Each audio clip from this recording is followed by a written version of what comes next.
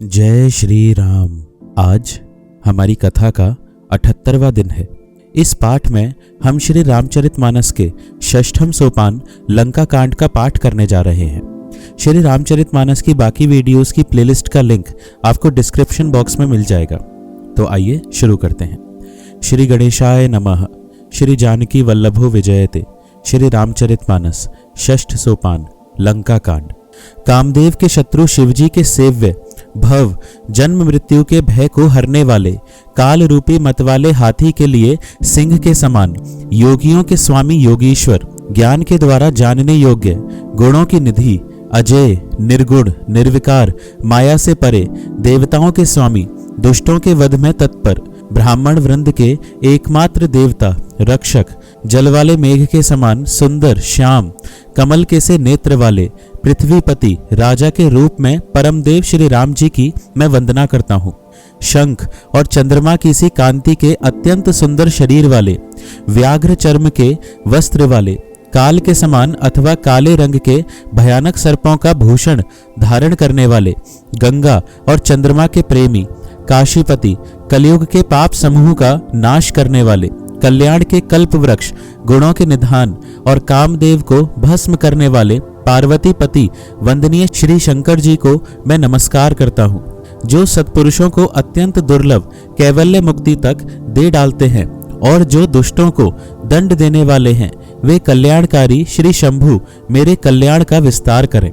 Love, निमेष, परमाणु, वर्ष, युग और कल्प जिनके प्रचंड बाण है और काल जिनका धनुष है, हे मन तो उन श्री राम जी को क्यों नहीं बचता। समुद्र के वचन सुनकर प्रभु श्री राम जी ने मंत्रियों को बुलाकर ऐसा कहा, अब विलंब किस लिए हो रहा है, सेतु पुल तैयार करो जिसमें सेना उतरे। जामवान ने हाथ जोड़कर कहा, हे सूर्य कुल के ध्वजा स्वरूप कीर्ति को बढ़ाने वाले श्री राम जी सुनिए। हे नाथ, सबसे बड़ा सेतु तो आपका नाम ही है, जिस पर चढ़कर, जिसका आश्रय लेकर मनुष्य संसार रूपी समुद्र से पार हो जाते हैं। फिर यह छोटा सा समुद्र पार करने में कितनी देर लगेगी। ऐसा सुनकर फिर पवन कुमार श्री हनुमान जी ने कहा, प्रभु का प्रताप भारी बड़वानल समुद्र की आग के समान है। इसने पहले समुद्र के जल को सोख लिया था, परंतु आपके शत्रुओं की स्त्रियों के आंसुओं की धारा से यह फिर भर गया और उसी से खारा भी हो गया। हनुमान जी की यह अतियुक्ति, अलंकार पूर्ण युक्ति सुनकर वानर श्री रघुनाथ जी की ओर देखकर हर्षित हो गए। जामवान ने नल नील दोनों भाइयों को बुलाकर उन्हें सारी कथा कह सुनाई और कहा, मन में श्री राम जी के प्रताप को स्मरण करके सेतु तैयार करो। राम प्रताप से कुछ भी परिश्रम नहीं होगा। फिर वानरों के समूह को बुला लिया और कहा, आप सब लोग मेरी कुछ विनती सुनिए। अपने हृदय में श्री राम जी के चरण कमलों को धारण कर लीजिए और सब भालू और वानर एक खेल कीजिए। विकट वानरों के समूह आप दौड़ जाइए और वृक्षों तथा पर्वतों के समूहों को उखाड़ लाइए। यह सुनकर वानर और भालू हुंकार करके और श्री रघुनाथ जी के प्रताप समूह की अथवा प्रताप के पुंज श्री राम जी की जय पुकारते हुए चले। बहुत ऊंचे ऊंचे पर्वतों और वृक्षों को खेल की तरह ही उखाड़ कर उठा लेते हैं और ला लाकर नल नील को देते हैं। वे अच्छी तरह गढ़कर सुंदर सेतु बनाते हैं। वानर बड़े बड़े पहाड़ ला लाकर देते हैं और नल नील उन्हें गेंद की तरह ले लेते हैं। सेतु की अत्यंत सुंदर रचना देखकर कृपा सिंधु श्री राम जी हंसकर वचन बोले, यह यहाँ की भूमि परम रमणीय और उत्तम है। इसकी असीम महिमा वर्णन नहीं की जा सकती। मैं यहाँ शिवजी की स्थापना करूंगा। मेरे हृदय में यह महान संकल्प है। श्री राम जी के वचन सुनकर वानराज सुग्रीव ने बहुत से दूत भेजे, जो सब श्रेष्ठ मुनियों को बुलाकर ले आए। शिवलिंग की स्थापना करके विधि पूर्वक उसका पूजन किया। फिर भगवान बोले, शिवजी के समान मुझको दूसरा कोई प्रिय नहीं है। जो शिव से द्रोह रखता है और मेरा भक्त कहलाता है, वह मनुष्य स्वप्न में भी मुझे नहीं पाता। शंकर जी से विमुख होकर विरोध करके जो मेरी भक्ति चाहता है, वह नरकगामी, मूर्ख और अल्प बुद्धि है। जिनको शंकर जी प्रिय हैं, परंतु जो मेरे द्रोही हैं एवं जो शिवजी के द्रोही हैं और मेरे दास बनना चाहते हैं वे मनुष्य कल्प भर घोर नरक में निवास करते हैं। जो मनुष्य मेरे स्थापित किए हुए इन रामेश्वर जी का दर्शन करेंगे वे शरीर छोड़कर मेरे लोक को जाएंगे, और जो गंगा जल लाकर इन पर चढ़ावेगा वह मनुष्य सायुज्य मुक्ति पावेगा, अर्थात मेरे साथ एक हो जाएगा। जो छल छोड़कर और निष्काम होकर श्री रामेश्वर जी की सेवा करेंगे उन्हें शंकर जी मेरी भक्ति देंगे, और जो मेरे बनाए सेतु का दर्शन करेंगे वह बिना ही परिश्रम संसार रूपी समुद्र से तर जाएगा। श्री राम जी के वचन सबके मन को अच्छे लगे। तदनंतर वे श्रेष्ठ मुनि अपने अपने आश्रमों को लौट आए। शिवजी कहते हैं, हे पार्वती, श्री रघुनाथ जी की यह रीति है कि वे शरणागत पर सदा प्रीति करते हैं। चतुर नल और नील ने सेतु बांधा। श्री राम जी की कृपा से उनका यह उज्जवल यश सर्वत्र फैल गया। जो पत्थर आप डूबते हैं और दूसरों को डुबा देते हैं वे ही जहाज के समान स्वयं तैरने वाले और दूसरों को पार ले जाने वाले हो गए।